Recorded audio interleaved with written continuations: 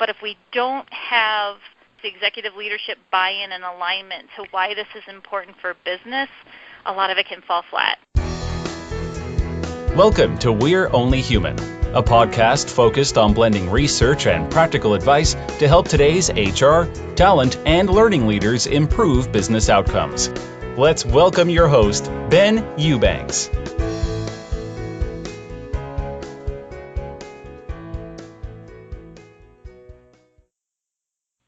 Hello, everyone. This is Ben Eubanks, host of We're Only Human. So glad to have you here today. So I've actually had 6 different conversations today, and what's interesting is that 3 of them, about to be 4, have all focused around diversity and inclusion. More and more companies are realizing that this is not just something that's interesting, something that matters. Right? I think we're past that initial hurdle of why we need to focus on this. But now we're to the point of, okay, what do I do now? Right? We realize this is important. We realize that this has some measure of significance for the business and for us as business leaders. And so what are the key things we need to be doing? And so I'm really excited today with the conversation because we have 2 really sharp guests for you, not just 1, but 2, to share some good ideas, some good takeaways, and things like that. So we have Carole Jackson from Mercer and Stacia Garr from Red Thread Research. Welcome, ladies. Good to have you on here. Thank you. Thank you, Ben. Good to be here.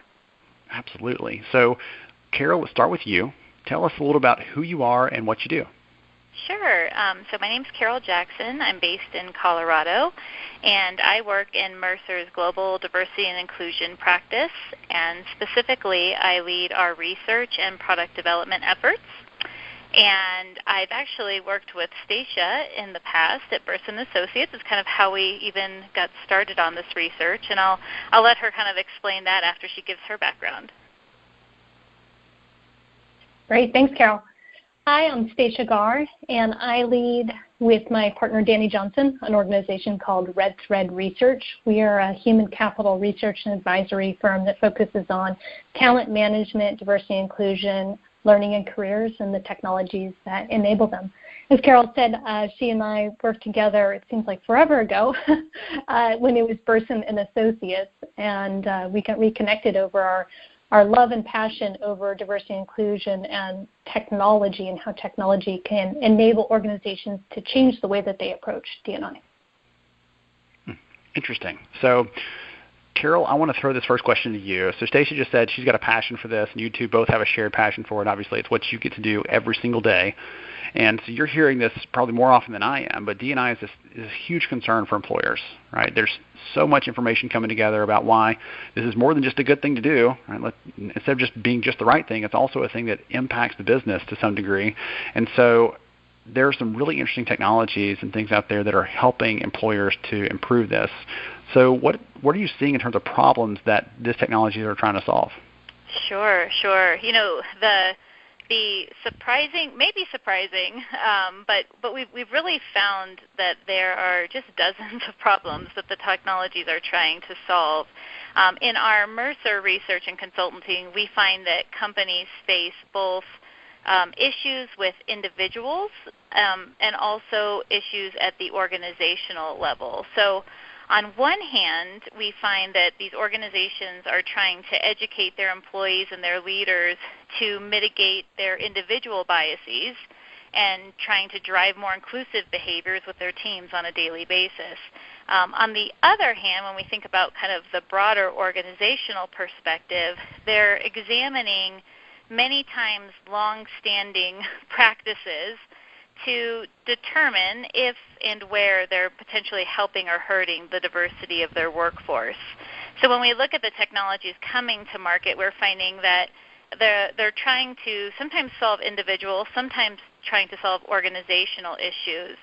And then in the research that we just conducted with Red Thread, we actually asked the technology vendors about the problems they're trying to solve. And what we heard, the top 3 issues, 43% of the vendors were trying to reduce unconscious bias, especially in support of clients' efforts to attract and retain a diverse workforce. 33% really were trying to address the lack of analytics and insights into D&I within organizations, oftentimes which are used to make decisions on where to focus. And then 30% were helping clients address an inadequately diverse talent pipeline. So really trying to make sure that you have a diverse talent pool coming into the organization and then being able to advance into the leadership ranks. Interesting. So that was actually, again, going back to this, I had this conversation earlier with someone. They were talking about how they had found plenty of things on the recruiting side, lots of things around talent acquisition. Let's try to bring in as diverse a group as we can. Right. They said the problem is we don't have the internal practices and things in place to help them flourish. And so we're bringing in this really great crop of diverse talent and then just letting them die on the vine and not advancing them or promoting them and moving them on. And so there's definitely, it's not just a single point to solve all of these problems. There's not a silver bullet that I've found. Right, definitely not. So Stacia, help us out here. What sort of things, she talked a little about the ways these vendors are approaching it. What are some of the areas that you're seeing? Any examples that you can give to kind of support how employers can use these technologies or how some of the vendors are approaching this? Because, I look at the vendors and things. I'd love to stay on top of that, but I'm not in tune with that many. I know you're fully up to date on this. I'd love to hear some examples and ideas from you. Yeah, absolutely. Well, when we think about this space, there's actually two ways that we approached it. And part of this is just a historical artifact of how we were doing the research. But one way we looked at it was just who is in this space.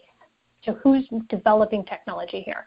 And we identified three primary types of vendors in this space. One that we call D&I-focused vendors. And so these are vendors whose primary business is helping organizations address their D&I challenges. So an example of that may be a vendor whose product only focuses on reducing unconscious bias during hiring. So that's one type. A second type is a D&I feature vendor. So this is a vendor who offers a technology that applies more broadly, but has features or functionalities that cater specifically to D&I needs. So an example of this might be a recruiting software vendor whose product can make all resumes or names or identifying information blind so as to minimize unconscious bias. The third type is what we call a D&I-friendly vendor. So these are vendors whose practices and approaches may help an organization with their diversity inclusion efforts, but that's not their primary focus or often even a big part of their marketing of the technology. So those are the types of vendors who are in the space. But in terms of which talent categories they're devoted to, what we found actually mimicked what it sounds like you're hearing in your conversations, Ben, and that is that a large percentage of organizations and vendors in particular are focused on talent acquisition.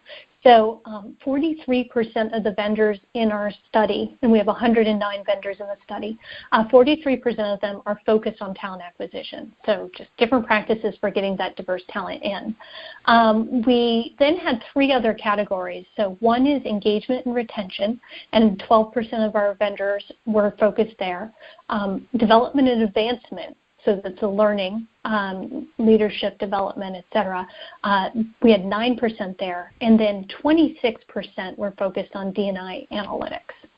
So really kind of a wide range, but I think the thing that's striking for me is that nearly 3/4 of these vendors are focused either on bringing talent in or measuring what's happening, not on actually doing something different. So it's a huge opportunity, I think, for new vendors who are trying to come in this space, because the doing is where we know that we're going to be able to move the needle.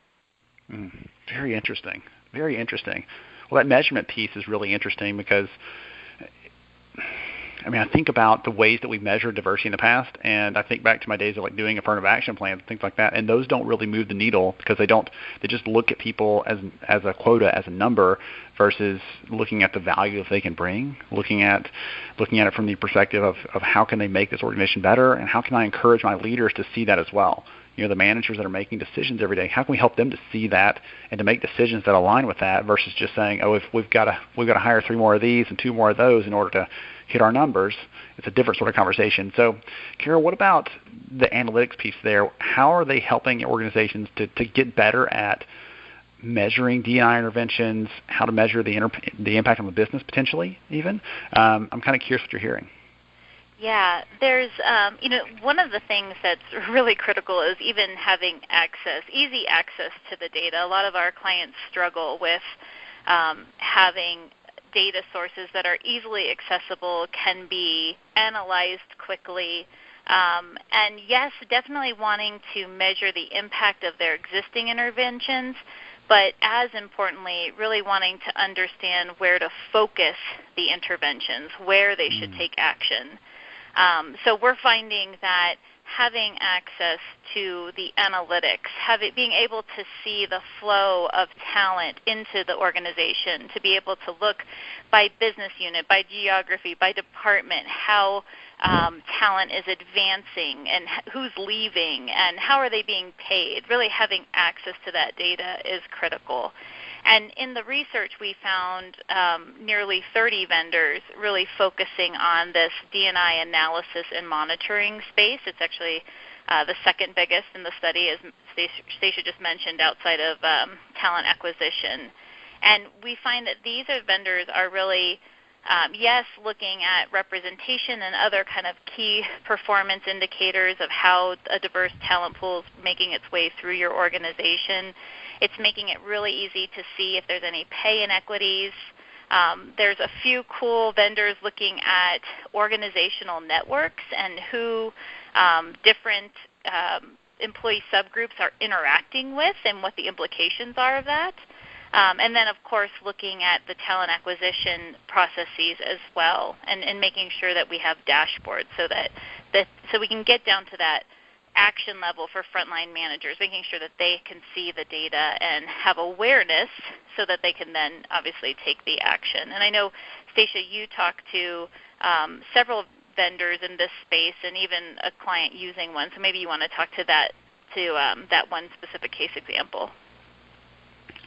Yeah, so there are a number of examples in the report, so it's kind of hard to pick which one is the best. But one that I wanted to bring up because this story was just so compelling actually came from the vendor is one called Head Start, and the company that was using was the consulting firm Accenture and their UK division. And what they did, I think, was really interesting is they built this data set that helps you to better understand what the candidates, both what their skills are, but also a bit more about the candidate holistically. So they've done interesting things like pulling in the candidate's grades, but also, given where that candidate went to school, kind of what the typical socioeconomic status would be. Because we know that just as an example, if someone came from one type of background where they weren't as socioeconomically, as high up on the scale, it might mean a lot more if that person got into Oxford or Cambridge than somebody who kind of had a whole history of that. So kind of taking into account through data some additional insights. That's what the technology does. Anyway, so what Accenture was able to do is that they implemented this technology to help them with identifying candidates who may not have previously been, they may have been overlooked, let's say, based on the previous technology or some unconscious bias, matching those people to opportunities given their insights, and then providing the managers with some supporting information about the hiring managers, what they might want to focus on. And they paired this with an overall focus on diversity and inclusion through their entire candidate experience to provide just a much more realistic job preview, which is something we know from our broader understanding of talent acquisition is really important. Anyway, the results that they saw were really impressive. They've seen a greater demographic mix in education, gender, and ethnic diversity within the candidate pool, which is about 26,000 people. And they saw a 5 percentage point increase in female hires, a 2.5% increase in Black and ethnic minority hires. And then what's really remarkable is their incoming class of technical talent is just over 50% female. So that's for technical roles. And the reason we thought this was remarkable is because often in doing this research I hear, we'd like to find female talent, technical talent, but it just doesn't exist. It's a pipeline problem. But their leader at Accenture actually said, if you're using the same tools and technique and data, you're not going to find these people. But if you're trying something different, you will, and what we're seeing is an example of that. So it's a beautiful example of using data and technology and a different approach to drive to some meaningful outcomes. Very, very interesting. I love that story. I love the example.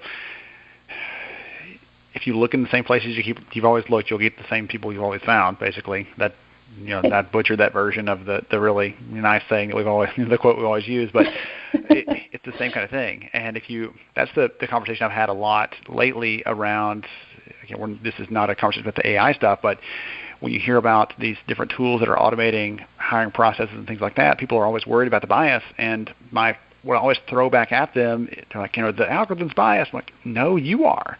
You've been making biased decisions all along, and this is just putting a flashlight on that. That's putting a spotlight on that to show you what you've done so that you can make it right, because it's the reality whether you like it or not. And we've got to face these things. And so I love that example because it shows, number one, that belief, that commonly held belief that there just aren't enough women in the field for us to be able to recruit enough of them. Well, apparently there are if you look in the right kinds of places. So that really, really interesting story. I love that one. So that was one of the things I was actually going to ask you next. So you got a head start on it, Stacia. I'd love for you to share some of for the HR leaders, the business leaders, the kind of people that listen to the show. They're always interested in practical ideas, things to make this really concrete. And I heard Carole earlier said that this is not just about the micro version of how can I help one manager see their candidates as people and as resources versus just this or that or the other thing, whether it's bias or not. That micro conversation, but also on a macro conversation for an employer to see that diversity is important enough for us to invest in, to support, to possibly use technology to make it happen. So if it's on the micro or the macro view, I don't honestly care. I think there's good insights at both places, but I'd love for you to share some of those things about how employers can get better outcomes for their D&I approaches. What do you got for me?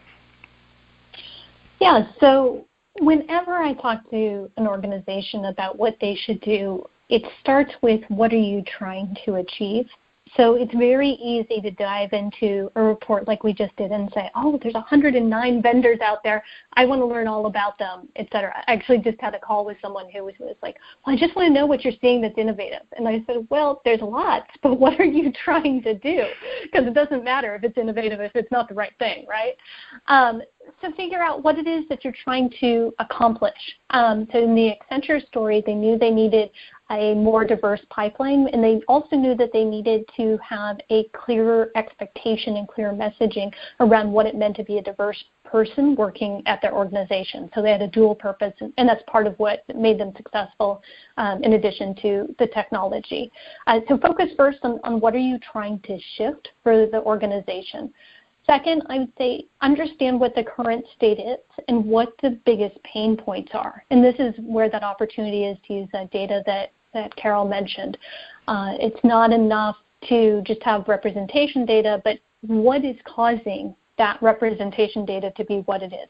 Develop some hypotheses, whether it's based on external research, based on conversations with employees, focus groups, et cetera, and then go and test it. So is the reason we're having difficulties with representation or people moving up because of certain policies? Is it cultural?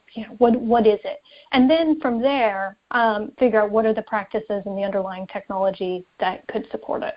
So that's very much so at the organizational level. I'm sure Carole has plenty to add, maybe even on the individual level too. Yeah, that's great. And it actually is just, I agree with you wholeheartedly. And there isn't a one-size-fits-all approach. Unfortunately, I think a lot of companies would be thrilled if we could just say this is going to solve all your problems. But one thing that I have seen either accelerate progress or stop companies in their tracks if they don't do it is aligning